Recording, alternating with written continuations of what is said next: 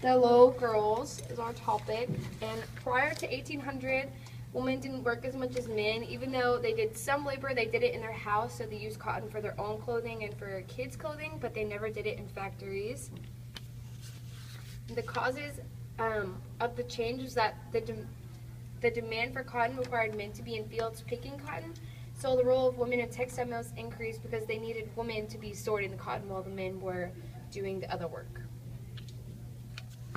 The people in the roles most effective were young women from ages 15 to 30, so they were about 75% of the workforce, and they were the most effective because they were the only ones working in the mills. Lowell was also involved in causing change by inventing the textile mills for cotton production. Without the mills, the opportunity wouldn't have been there.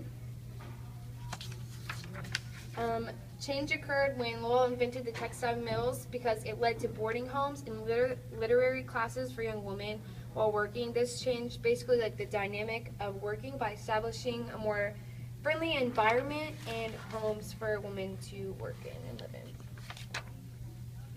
in. The results of the change were the boarding homes and for the new environment. So they were both positive and negative. It was negative to some women because newspapers were released stating that the conditions of living were bad and that the hours were too long, and basically they couldn't quit because they had no other option. But it was positive because of the opportunity for women to gain a sense of confidence working on their own and not having men working.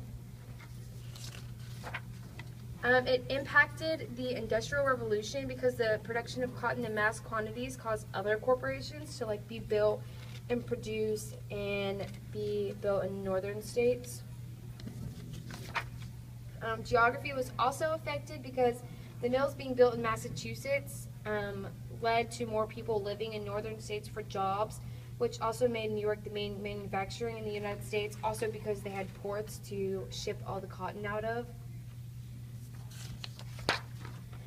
Labor affected the Lowell mills because once the mills were built, they needed all women to work, which made them work long hours, and the demand of labor was too much.